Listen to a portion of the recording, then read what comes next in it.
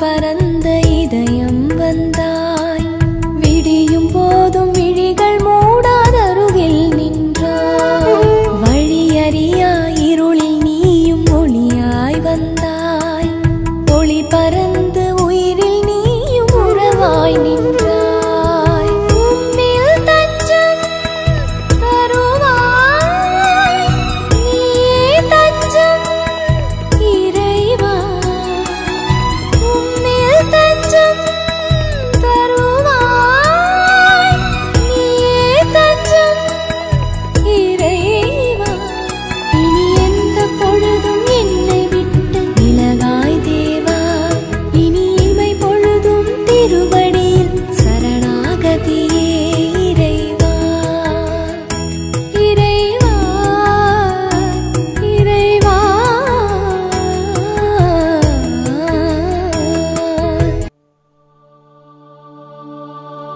திருப்பாடல்கள் 91, 13 மற்றும் 14 இறை வார்த்தைகள்.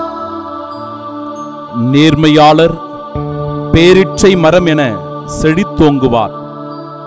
லெபனோனின் கேதுரு மரம் என தழைத்து வளர்வார். ஆண்டவரின் இல்லத்திலும் நம் கடவுளின் கோவில் முற்றங்களிலும் நடப்பட்டவர் அவரே. ஆண்டவரை புகழ்ந்து பாடுவோம். இந்த நாளுக்காக நன்றி சொல்வோம். நம்முடைய குடும்ப வாழ்விற்காக நன்றி சொல்வோம். நாம் செய்கிற தொழிலுக்காக நன்றி சொல்வோம். இந்த நாளில் நாம் சந்திக்க இருக்கிற ஒவ்வொரு மனிதருக்காக நன்றி சொல்வோம். ஆண்டவர் நம்மை அற்புதமாய் வழி நடத்தி கொண்டிருக்கிறாரே.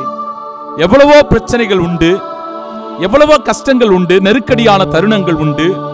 ஆனாலும் கூட நம்மை கைவிடாத தெய்வம் இதோ இன்றைய இறை வார்த்தையில் சொன்னது போல பேரிச்சை மரம் என நம்மை செழித்தோங்கச் செய்கின்றார்.